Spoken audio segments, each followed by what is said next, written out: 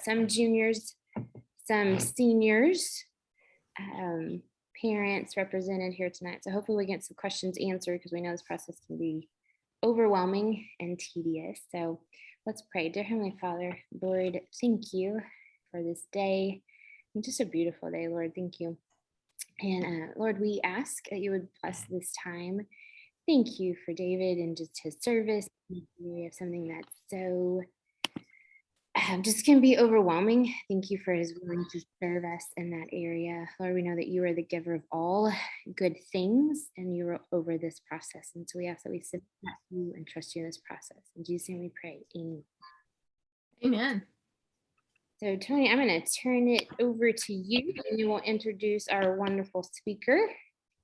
I will. Thank you. Thank you. Yes, and thank you all for being with us tonight. I'm Tony King. If you don't know me, I am one of the guidance counselors at PCA. Happy to be with you tonight. And we are so happy to have David Burney, who is the Director of Financial Aid at John Brown University in Siloam Springs, Arkansas.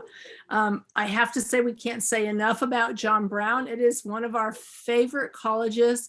It is absolutely a college that changes students' lives. So if y'all don't know about John Brown, I suggest it's one that you might want to look into. We do recommend your children look into it, but just thought I'd share that with you.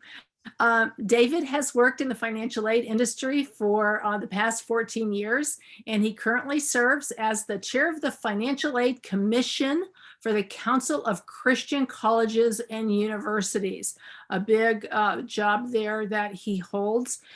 He does have a master's degree in higher ed and an MBA in finance, both through John Brown University. He is passionate, and we've talked to David about this. He's passionate about helping families navigate the financial aid process, which can be a little scary for some of you and lots of questions, but he's here to help us. He currently lives in Siloam Springs with his wife, Emily, and their 2 children, Avi and Avenel. And we are honored. I mean, we are absolutely honored to have David Burney with us tonight. So David, I'm going to turn it over to you and let you share what you have with our families on financial aid.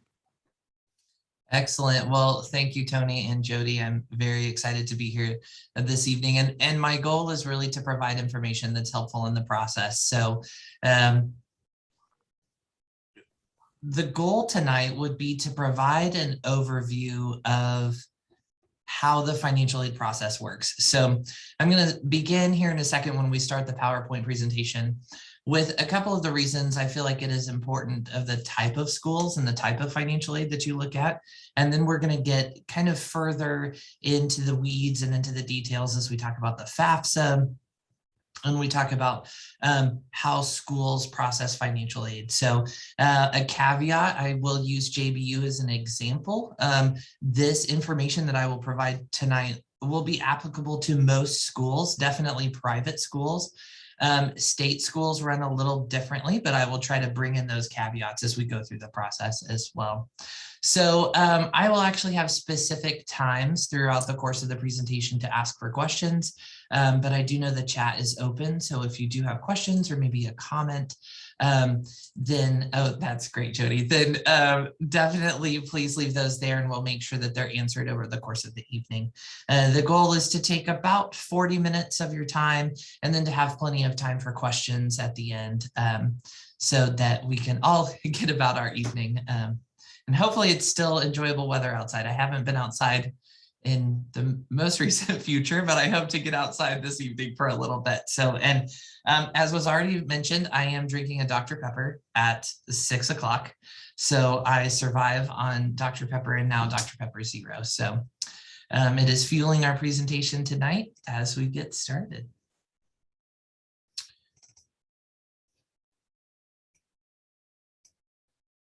Okay. So let me shift around my screens to make sure that I am looking at you and not at my other screen while I'm presenting, as to not annoy you the whole time. So let me see here. Okay. So how to pay for college. This slide here has some helpful information on it. I didn't used to talk about comparative college analysis, but I've actually started using it over the past couple of years because I feel that it is important to, one, look at your options, but also to ask the right questions when you are looking for your options during the college search process. Yes, it would be easy to look at the bottom line. We're going to actually talk about that here in a moment, of what the bottom line actually means. I think there's some confusion on gross cost versus net cost and what a family actually has to pay. So we'll hopefully unpack that some tonight. But with this slide, this has familiar colleges and universities listed as a comparison of their 4-year average loan debt per student as compared to their graduation rate. I think that you would probably be surprised with the number of families that don't think about graduation rates at a school. Maybe you think about them, and that's really great. But I was talking to a family at a recent NACAP fair, at a college fair, and we were discussing a college that they were interested in, and I don't know, maybe call it the Holy Spirit, but I felt very compelled to tell them, well, actually, did you know that that college has a really low graduation rate? And they were surprised by that, immediately looked it up on Google, and then compared with a high amount of students that borrow, and a lot of those students actually end up in bad debt, sometimes can speak to the financial health of the institution. I provide this slide, one, because I think it's interesting, and two, because hopefully it will spur you on to ask the right questions at schools. I encourage my families, if you're curious about our debt or our how many students borrow or what they borrow, just ask. So most information we can tell you, and hopefully it could help guide your choice in the college process.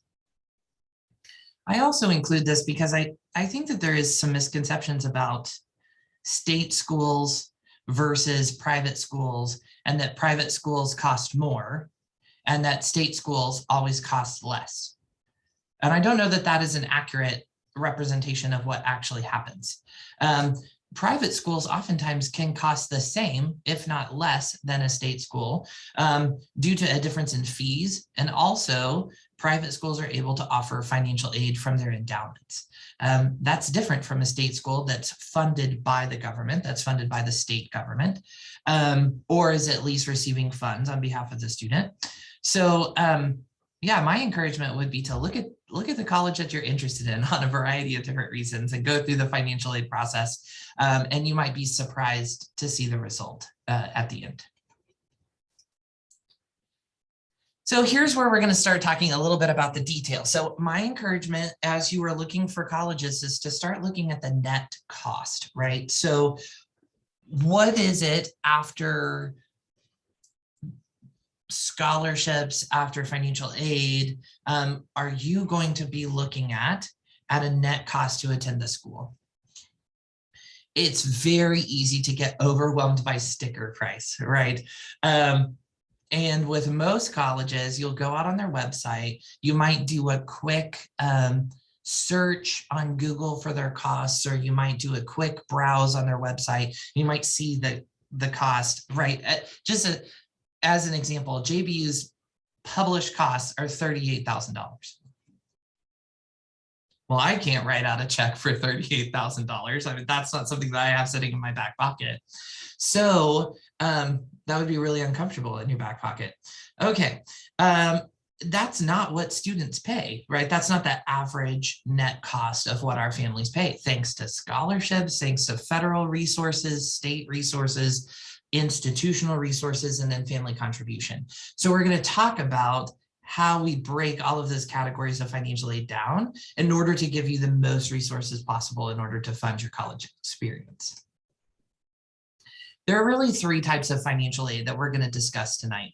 The first is gift aid. This is scholarships and grants, both merit-based. We're going to talk about the difference, merit-based and need-based, that could come from probably you. Some of them might come from the federal government based off of the results of your FAFSA. The other category to exhaust would be state aid.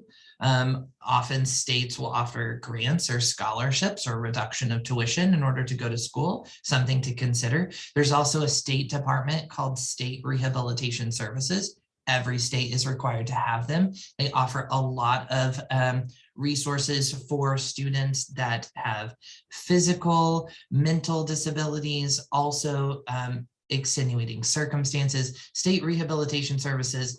An example, they provide money for diabetics. They provide money for visually or hearing impaired. There's a lot of resources that state rehab services offer. So check that out if you have questions. Also, the last category would be self-help aid. I hate this title, self-help. It kind of sounds needy to me.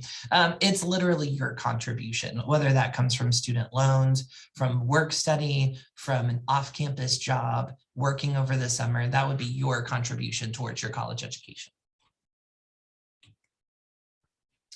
Merit-based scholarships. This is by far the largest category that schools offer of what's considered institutional student aid.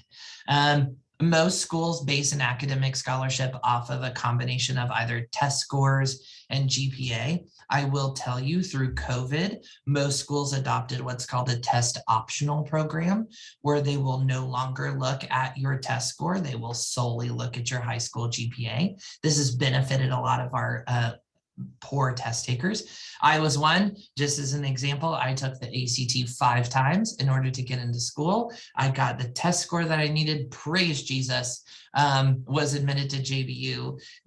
There's also a lot of anecdotal research that would indicate that the test score isn't always the best marker of academic success, especially in college. And so schools definitely have been pressing at that. Started with COVID because of the lack of testing centers and testing availability, but then has moved into more of a benefit for students that might not be high achievers on standardized tests.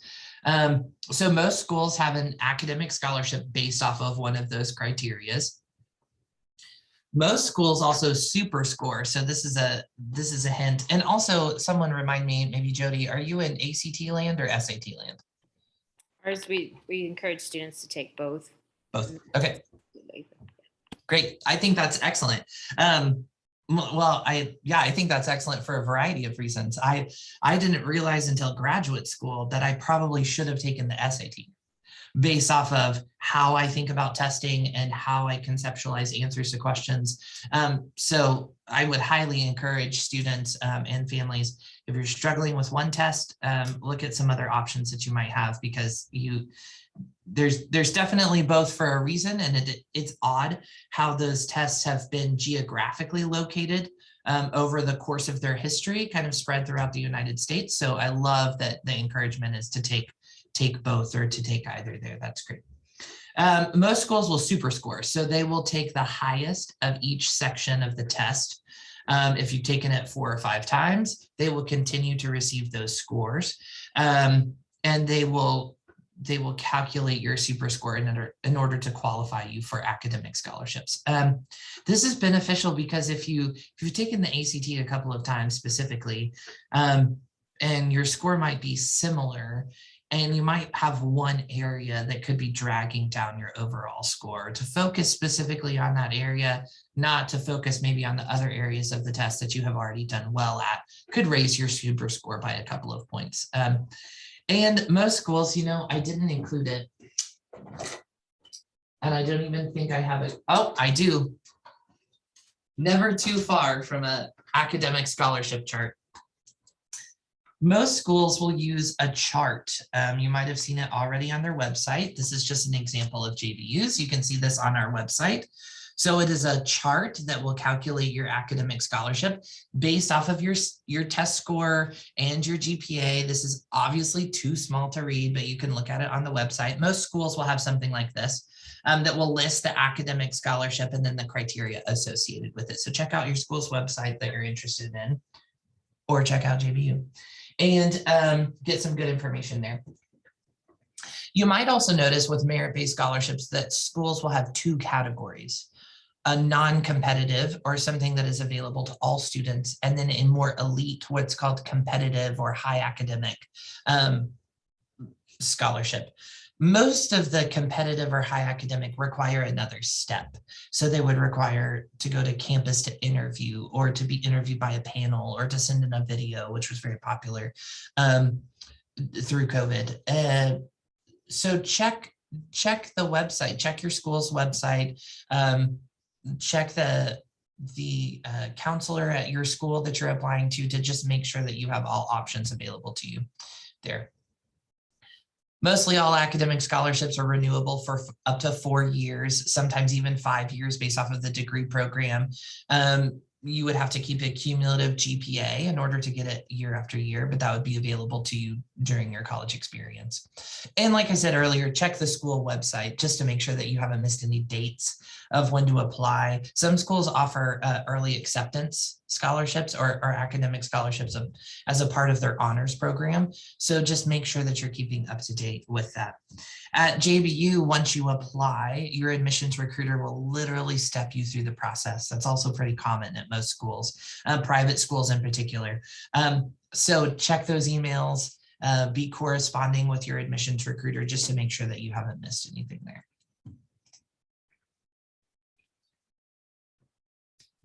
Other types of merit-based or performance scholarships, music scholarships, those are going to be an audition through the music department based off of performance. Art scholarships, we've even seen an increase of nursing scholarships based off of performance. So those typically would not be awarded during the freshman or sophomore years, but at schools that have a BSN degree, they typically use the cohort model, not speaking for all schools, but just from what I have seen. And your first 2 years, you're taking your basic coursework. You matriculate into the full-time nursing program your junior year, and that's when they're offering some of these performance-based nursing scholarships based off of how you do through nursing school, your junior and senior years, based off of clinicals, based off of several different things. A lot of them are coming from the local hospitals. So as local hospitals are looking for qualified BSNs that are graduating top of their class, they're offering scholarships to nursing students. Hey, we'll pay $4, $5, $6, $10,000 for you if you come and work here for a couple of years. So future nurses, you might take a look at that. Athletics, those are going to be specifically through the athletic department. You'll schedule a tryout with either the coach or the athletic director, the AD, in order to kind of coordinate that. This actually brings up a really good point, a confusing point, I think. As you navigate the financial aid process, you will probably work with several people along the way in order to navigate this process. The financial aid office will contain most of what you need for the financial aid process. We will process your FAFSA, we'll process your test scores, we'll process your federal aid, your institutional aid. Departmental scholarships are a little different. So those go through the departments first and then to the financial aid office. So if you are applying for a music scholarship per se, you will have a financial aid application with my office, and then you will also coordinate with the music department to apply to the music program as well as to audition to scholarships. That information will then be given to the financial aid office, and we will combine the two on your financial aid offer letter. But I've seen some confusion with some families that said, wait, I've talked to this person. Do I also need to talk to you? What is the process? We obviously try to communicate as much as possible on our end, but we are human as well. And so over communication from you or simply saying, hey, I've just touched base with the music department. Have you heard anything? That keeps us in the loop and gives us a heads up that you might be working with several different people. Other types of merit-based scholarships are stackable on top of academic scholarships. Stackable. What does that mean? So there are some scholarships that will accumulate. So they will stack on top of each other in order to benefit the student. There are some scholarships that don't stack on top of each other. So that is a good question to ask your financial aid office of, am I going to spend a lot of time and energy applying for a scholarship that's really not going to benefit me? So it's helpful to know that up front. For most of these here, right, music scholarships, art scholarships, those will stack on top of academic scholarships. But it's always good to ask. So as we transition out of academic, well, let me pause there. Another thing about academic and merit-based scholarships is that they are not based off of need. So they are solely based off of merit, meaning that you do not have to file the FAFSA or will not be required to file the FAFSA in order to receive those scholarships. It might be your choice to not file the FAFSA. At that point, once we apply merit-based aid at our school, you would have a balance due then at JBU. And then you could work with either the financial aid office or the student accounts office, maybe student financial services at your school, in order to work out a payment plan or to pay the balance due off after the merit-based aid. So now we're kind of taking a shift from merit-based, non-need-based scholarships over into need-based scholarships. Most schools use a process called federal methodology, FM for short. Simply means that we use the FAFSA in order to calculate your financial aid.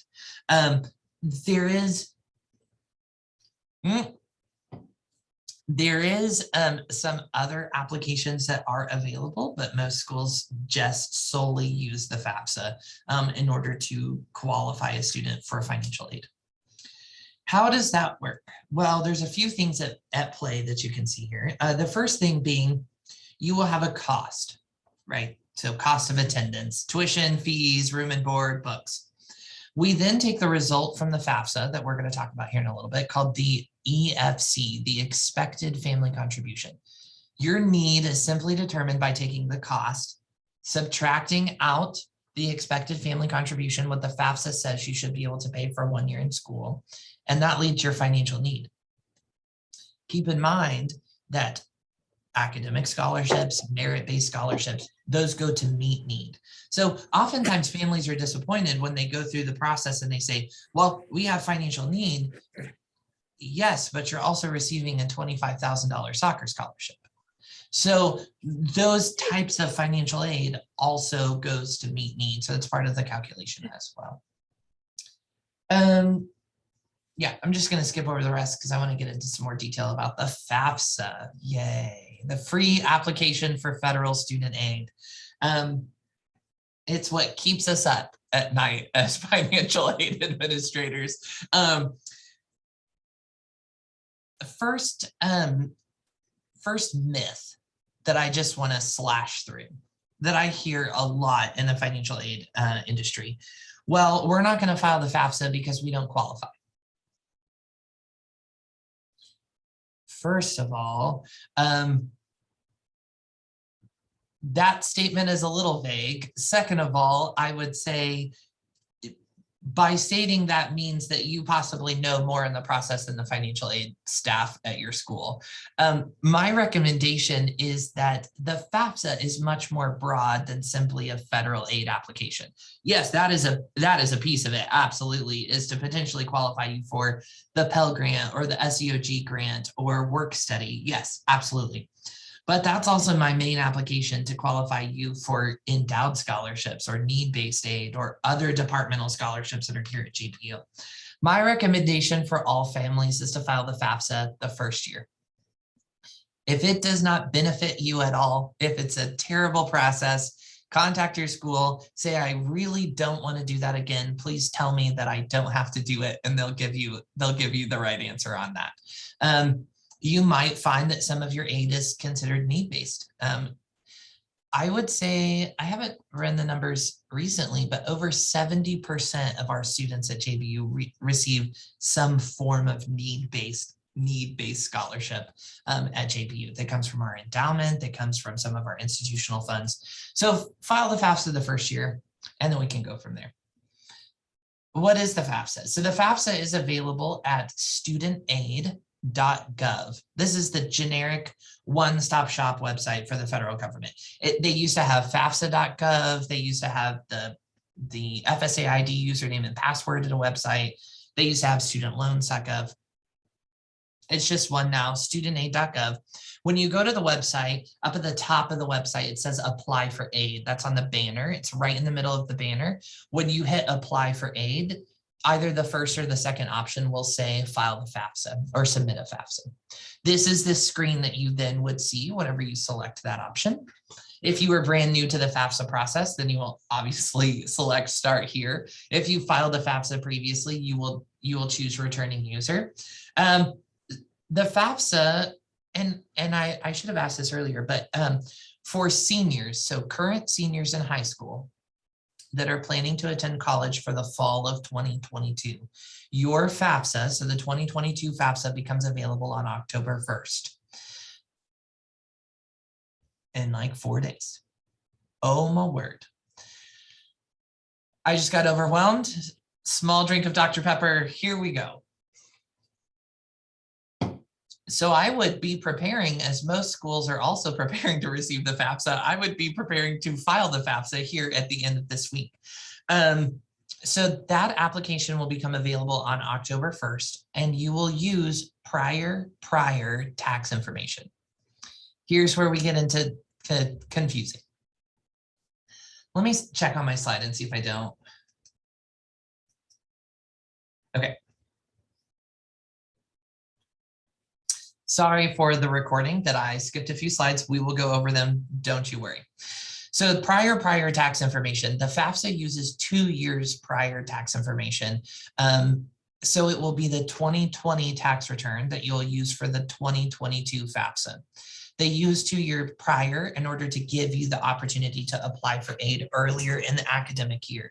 The FAFSA didn't used to become available until January 1st, which meant that you would have to file your taxes, file the FAFSA, get your aid application. Schools wouldn't start awarding you until March or April, which would mean that you were making college decisions in May and June, and it was terribly hectic.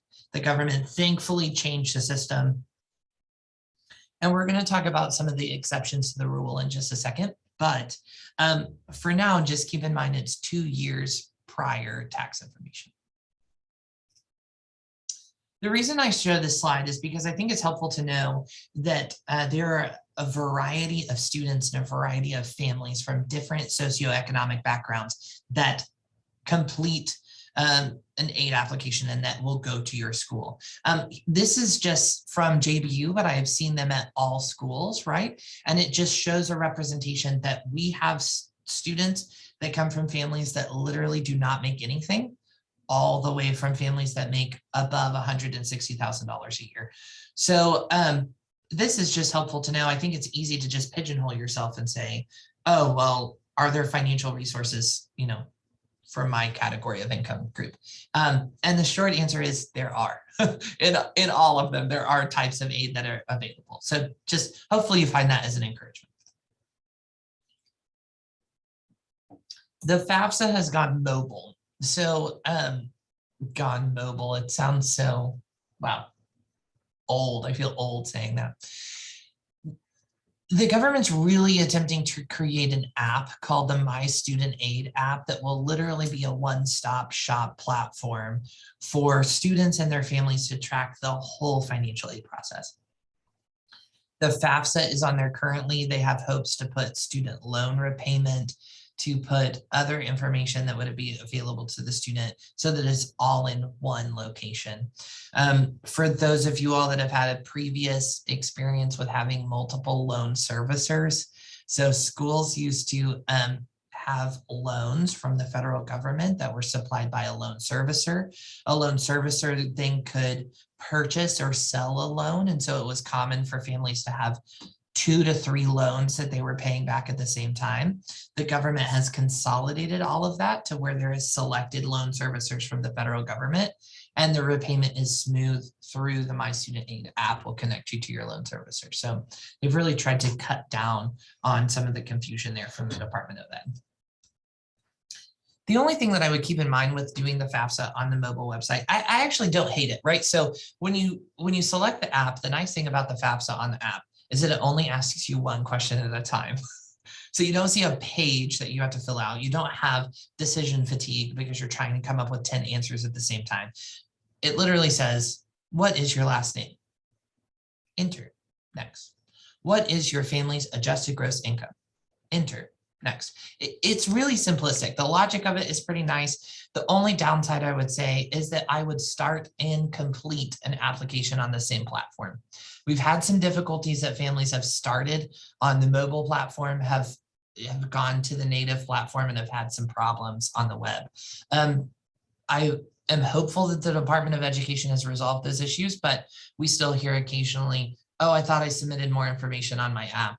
And I think just that's how the information saves. So start, maybe complete it on one platform, and that would be beneficial. In order to electronically sign the FAFSA, you'll need what's called an FSA username and password. You'll need one for the student and one for one of the parents. It doesn't matter which parent, but this is information that you will use potentially all 4 years. The student could also complete the FAFSA for graduate work or postgraduate work if they do a PhD program. My username, my FSA username and ID and password is the same as when I was an undergraduate student in 2003. So this is something that you will have. It's based off of your social security number. So you will have this forever. For those of you all that might be familiar with the FAFSA, the FSA ID username and password replaced the FAFSA PIN number process. The FAFSA PIN number used to be a 4-digit PIN that you would create in order to sign your FAFSA. They now have this username and password that gives you access to all of the websites. Something to keep in mind for parents is that it might be tempting to set up your student's username and password, and I would not do that. I am always shocked with the number of students that say, I have no idea what it is. Well, it's yours. It's based off of your social security number. We're going to talk about FERPA in just a little bit because I'm a little spicy on FERPA right now. But one of the things that comes into play is that families, when your student matriculates into a college, there is what's called a FERPA census date. FERPA stands for the Family Education Rights and Privacy Act.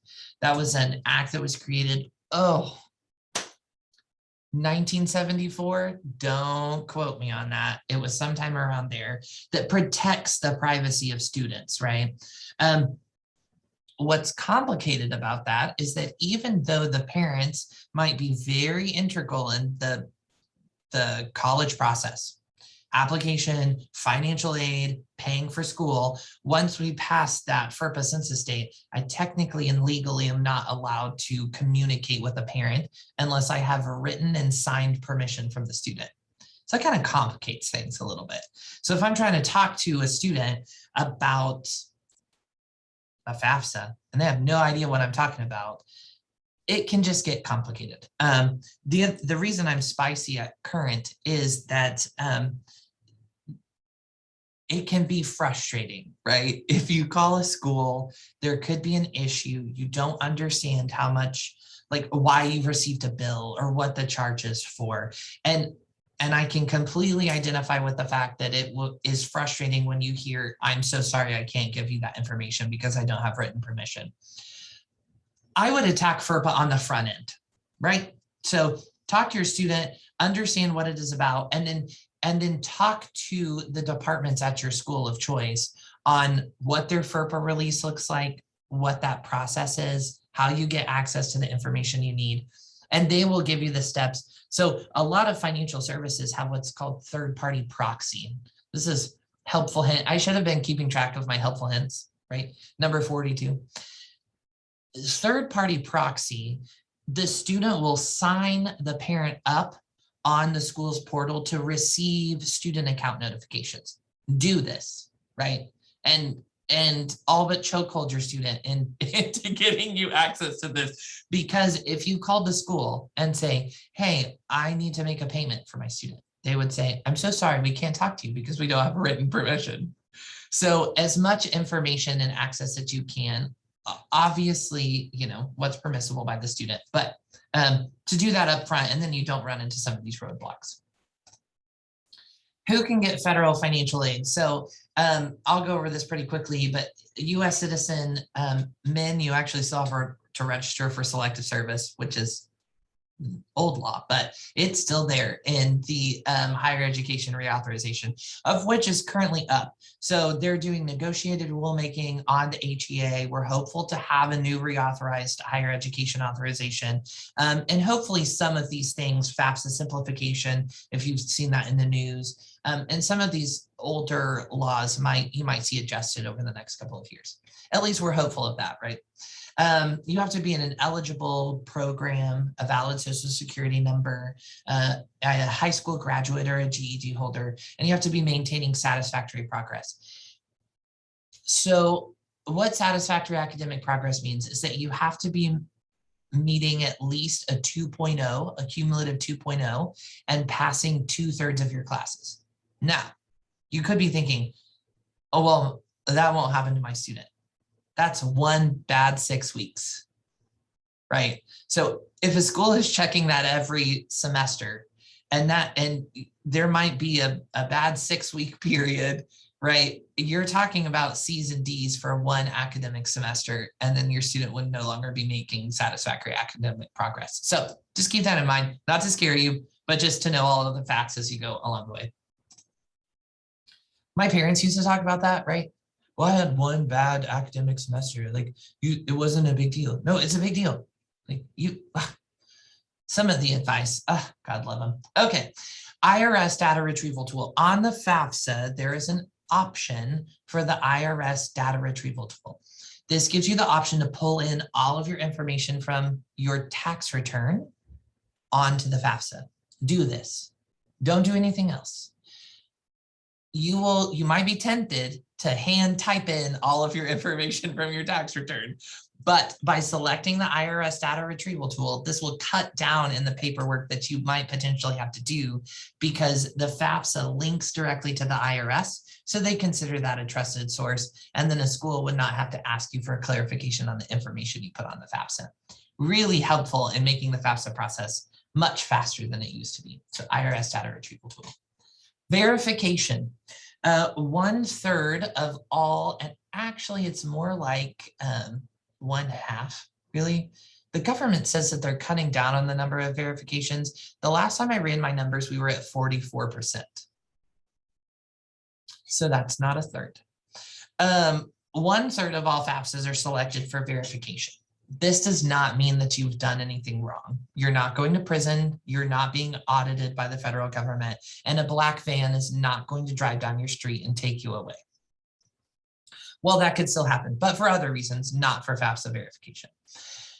So with FAFSA verification, that is the government's checks and balances process in order to verify where its money is going, essentially, right? So before they pay out thousands of dollars in the Pell Grant or in student loans, they want to verify that the information you put on the FAFSA is correct. This is up to the institution. So on the FAFSA, you'll be able to select up to 10 colleges to send your FAFSA information to. I wouldn't do that. I would select a minimum of 2 to 3. The reason being is that while it might be tempted to get financial aid offers from a bunch of different schools, if you're selected for verification, or if there's any issue with your FAFSA, you will have to individually follow up with every school to do their process. Verification is not something that can be shared across institutions. So it is a per institution process. And if you are selected for verification at one school, you will be selected for verification at all schools. So just keep that in mind. The school will contact you with the list of paperwork that we need in order to complete the process. Respond to those emails as quickly as possible so that we can get your financial aid offer letter to you as quickly as possible so that you can make your college decision. We talked earlier about prior year's taxes. So on the FAFSA, if you're submitting the 2022-2023 FAFSA and you're using 2020 tax information, a lot has happened, especially right now since 2020, right? Job loss, there could be a death in the family, there could be separation, there could be reduction of income, there could be high medical expenses. There's a lot of things that could have happened in those 2 years.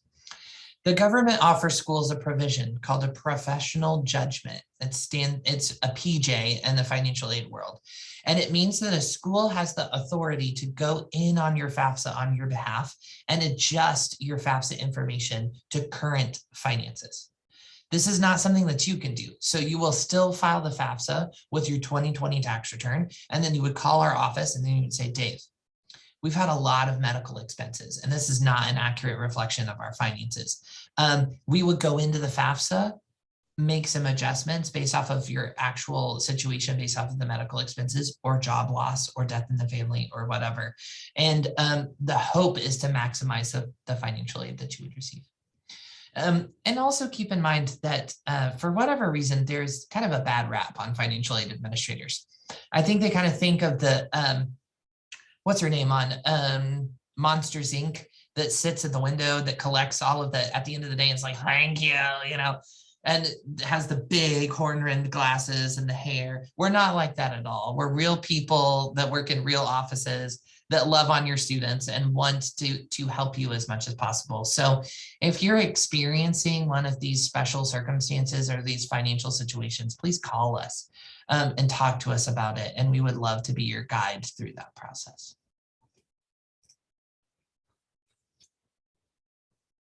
So when filing the FAFSA, it's going to specifically look at the following 4 federal aid programs to see if you would qualify for. The federal Pell Grant, that's the most common, that's up to $6,495. If you have a 0 EFC, it goes all the way to an EFC of $5,860, I believe, and the amount of your Pell Grant would be prorated downwards as your EFC increased. For Pell eligible students, schools also have what's called the Federal Supplemental Educational Opportunity Grant. It's the SEOG grant for short. This is a campus allocated fund, which means that schools are given a certain portion of this financial aid from the federal government in order to give out to families. That's why you hear so much about file the FAFSA early, file the FAFSA close to October 1st, because there are some programs that run out, right? And that your student might not have access to. The federal work study program, I would highly recommend for students to look into work study. This gives you the opportunity to work at the institution. With work studies, we say that you're a student first, and then you're a student worker. So we work around your class schedule, we work around your tests. They will set the amount that you work, right? So the school has a budget that they can use on work study based off the federal government. So they'll set the amount that you can work. The last one, the teacher education assistance for college and higher education. It's a teach grant. I don't know that I would recommend it. It seems flashy. I guess technically I have to tell you about it, but my feelings aside. It's for education majors that plan to teach at in a high need field at a low income school. If you agree to teach for 4 years once you graduate, the federal government will give you up to $16,000 over 4 years if you agree to teach in this school. Great. That seems really great. $4,000 a year for 4 years, $16,000. However, if something happens and a student is not able to fulfill their teaching requirement, the whole grant turns into an unsubsidized loan that's been accruing interest from the start. I wouldn't do it. Not unless you are absolutely certain that that is where the Lord has you and you're still looking for additional resources and you're okay with the possibility that those might turn into a loan. Choosing the college path from the beginning, I think, puts a lot of pressure. All right. So I think there's a stigma to go to school and have everything figured out. I'm 35 and I don't have everything figured out. So I don't know what I was thinking when I was an 18-year-old leaving my family thinking, oh, I'm going to choose this major and it's going to be my livelihood for the rest of my life. I think it's a lot of pressure, which is why I don't encourage students their first year to do the Teach Grant. Get into college, see what it looks like, look in your program, see if it fits, ask those good questions that you'll naturally experience your first year. And also, I think it doesn't limit the possibilities. I have a music undergrad and a finance grad, so the sky's the limit. And yes, I did have to take a lot of classes to get a graduate degree in finance.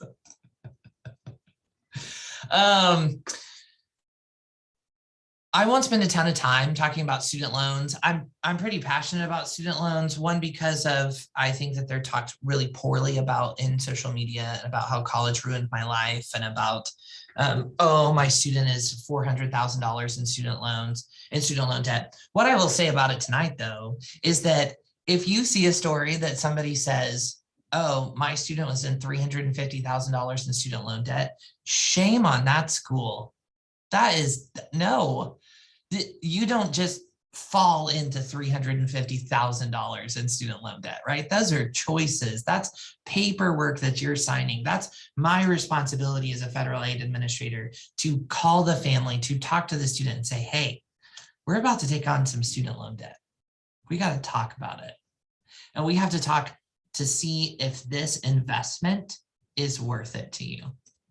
I'm willing to have that conversation, right? That's important to our families. I come from a background that I was not able to afford a school like JBU without a student loan, but limited risk. I graduated with $27,000 in student loan debt. I married somebody who also had, well, she had $23,000 in student loan debt. We were like, this isn't going to work. We used some Dave Ramsey principles. We used some other financial principles. We snowballed our debt. We got out of about $60,000 of debt in 4 years and then paid cash for our graduate school. So we're really passionate about JBU. And I think that you'll find that with private Christian colleges, about passionate about loan debt, using them for what you need and nothing more. And then principles of how to get out of debt as quickly as possible. I'm not going to go over this. Cost of attendance, it's pretty simple. Tuition, fees, room and board, books. I will talk about expenses, or sorry, pause, fees, especially at a state school. You will notice that they might have a publicly listed lower tuition rate, but they might have course fees and online fees and distance learning fees and educational program fees and supplemental fees and out-of-state insurance transferability fees. You would be shocked at some of the things that I've seen itemized. So ask those questions up front so that you're not surprised. That's the biggest thing. Nobody likes being surprised. I don't even really like being surprised in a good way, but I do love cake. That's about the only good surprise. My office knows that now. They're like, it's a good surprise and it's cake. They'll just tell me what it is. When you file the FAFSA, you're going to receive a report back called the Student Aid Report, the SAR. This will list your expected family contribution. This will also list other federal aid on it that you would qualify for. When you file the FAFSA, it takes 2 to 3 business days for the federal government to process the results, and then they send your results to the school. So if you call the school the day that you apply and say, hey, I filed the FAFSA, they're going to say, that's super great. We'll get it in a couple of days and we'll let you know. So there's no rush in contacting the school the second or the day that you apply. Give them a couple of days to take a look at it, and then they will respond to you if they have any questions. Once I get a FAFSA for a new student, and we start awarding as early as October, right? So we try to get out the financial aid as quickly as possible. May 1st is what's called College Decision Day. That is the date that a lot of schools use in order to refund your deposit if you decide to drop before that date. So we try to give you as much time as possible to make that choice, to talk to other schools, to talk through the financial aid process before you have to commit. In just our little time left, and I want to still open it up for about 10 minutes of questions, that scholarships, outside scholarships. So we've talked about institutional aid, we've talked about federal aid, we've briefly talked on loans. There's a whole lot there, but you could always email me if you have questions. I hear a lot of talk about outside scholarships. I hear a lot of talk about how they're difficult to apply for. There's a lot out there and it's not really helpful. So this is just a couple of hints that I've learned over the past couple of years. I do know that I believe either Tony or Jody will be talking about the CSS profile. So they'll have some more information for you there. But I typically think that it's easier. Internet searches can be very broad and can take you in a multitude of directions very quickly. I think it's easier to start at the root, right? So to start with your community, to start with organizations that you interact with a lot, local organizations within your community, churches, obviously a financial aid officer can help you find scholarships, civic organizations, Rotary clubs, Legion clubs, The Shriners, my word, I love the Shriners. They always offer the scholarship. 2 years ago, they said, David, we don't know what to do. We have this $1,000 scholarship and nobody applies. Said, well, what are you doing to get the word out there? They were like, well, we're not. It's like, well, that's why nobody applied. So then I'll post it with the high school, and my word, they got 47 applicants last year. And they were like, how are we going to decide? I said, raise $47,000 and then give out more scholarships. And you know what? They did. It was great. They gave out $10,000 last year in scholarships and to bless 10 students, right? Local civic organizations. Scholarship offices, corporations, business, the internet. I would just be careful on the interwebs. Oof. .orgs, .edus, .govs. Those are typically going to be secure websites. Guidance counselor, people at your high school to give you lots of information. God bless them. And the public library. The public library also has some resources. Surprising. They have stacks of outside scholarship books. You wouldn't think that those exist, but they do. And the librarians always get really tickled when they're like, oh, and they go and they get the research, the reference. I love it. So that is all that I had for you all this evening. I would love to answer questions. And if you obviously feel comfortable turning on your video, I would love to see your face. If you don't, I totally understand. But I would love to open it up for questions with our time left. We had one question posted saying, if you, do I use one FAFSA account for all of my children or one separate account for each child? Great question. So the parent will use the same FAFSA username and password, and then you will have one for each of your children that attend school. So the parents will stay the same through the whole process, and then one based off of Social Security, think that. So one of the things that does happen sometimes is that the application for the FSA ID, for whatever reason, the parents will both think that they have to have one. That complicates things sometimes. So just make sure that there's communication about that. And then sometimes there's a mistyped Social Security number. My mom, God bless her, she still doesn't know my first name. So she does really know my first name, but sometimes she calls me the dog's name. And so, right, to mistype maybe one of your students' Social Security numbers, that happens sometimes, and that'll cause a mismatch. So one for the families and one for each of the children. Yes, you can add schools. The question is, can you add schools at a later date? You can. You log back onto the FAFSA, you select make changes, and you would go to the school selection page and you would be able to adjust your schools. Something to keep in mind, great question, by the way, is that you remove the schools that you no longer want to contact. So every time you submit the FAFSA, that's going to be going out to all of the schools. So if you have narrowed down your school search, go in and edit your list if you're adjusting some of that information, which will cut down on the information that's sent out to a bunch of schools. But Dave, another question is though, if I've already received that SAR from a school, can I remove them then and replace? Mhm. Okay. I just wouldn't remove a school that you're still possibly attending.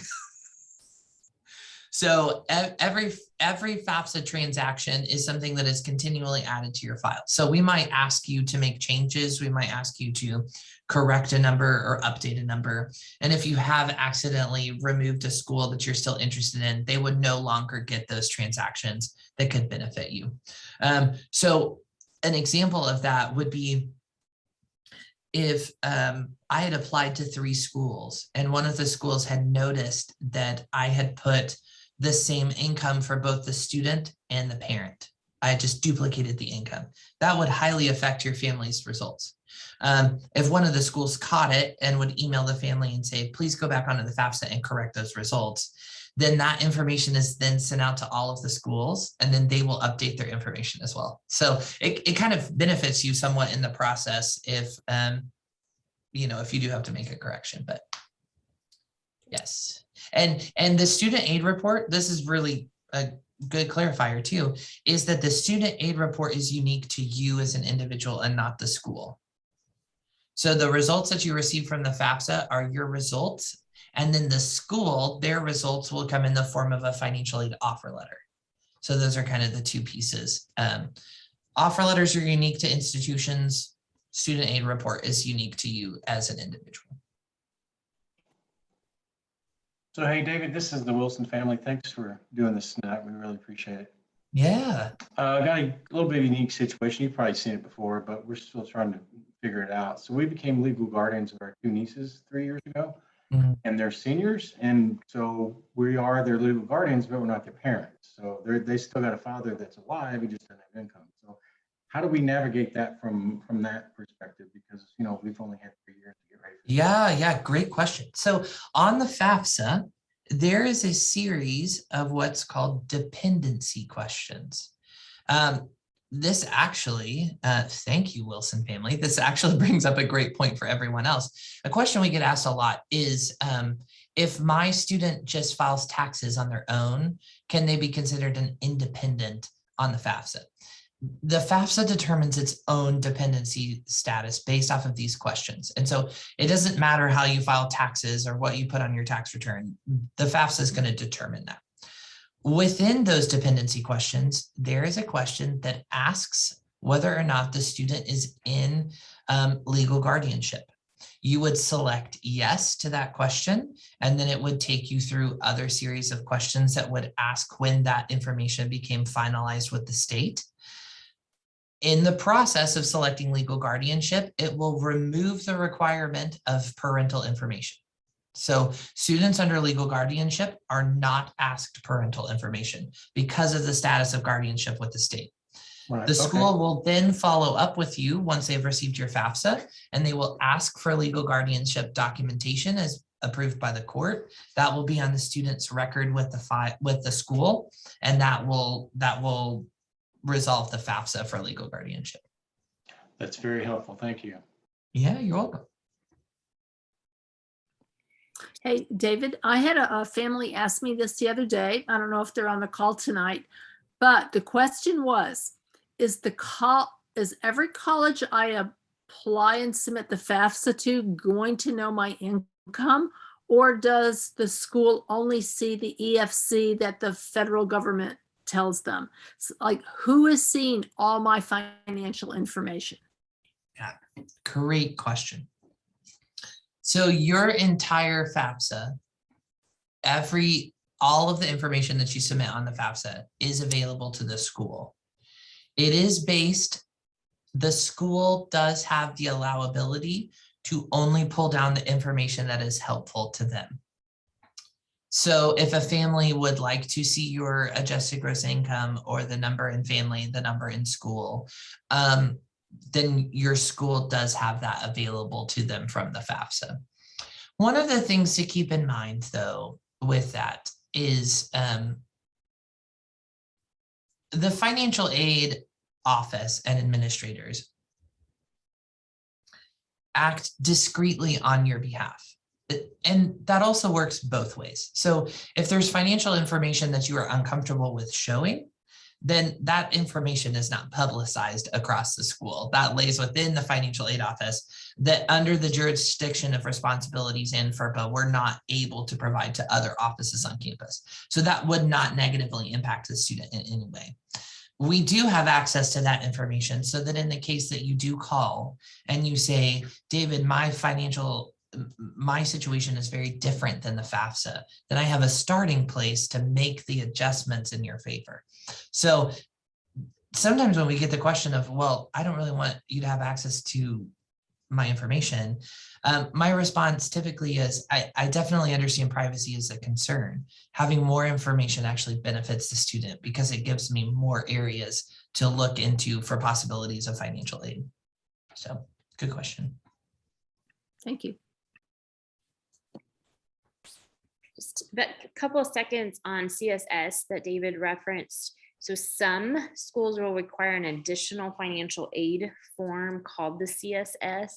You know that it's required if it's on the admissions checklist for schools. So some examples that I know some of our students even represented here would be at SMU, TCU, a couple other schools. If the school requires a CSS, that is linked to the student's College Board account. So that's where you actually go and fill out that form. And it's FAFSA kind of times 1,000 for the questions, but it just digs a lot deeper into the information. And so I just wanted y'all to know if it shows up on a checklist, that's where you find it.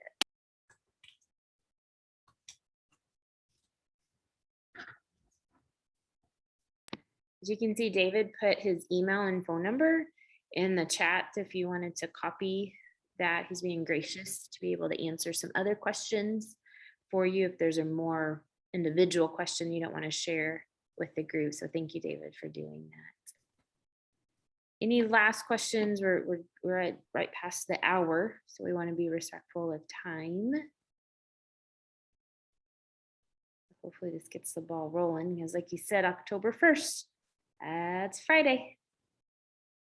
There will be a FAFSA party this weekend, everybody. And the CSS also open 10/1. Yes, it also opens on October 1st. You can have a FAFSA party and then transition it over to CSS. CSS will take you longer than your FAFSA, especially with that FAFSA with the IRS data retrieval tool. It'll go a little bit good. It'll take longer. Good. Thank you very, very much, David. And thanks everybody for jumping on, and hopefully y'all feel like you learned something. And so David, thank you for being able to take questions. And then as always, Mrs. King and myself are here to help. Have a good night. Thank you, David. We appreciate you. Absolutely. Thank you so much. It was great.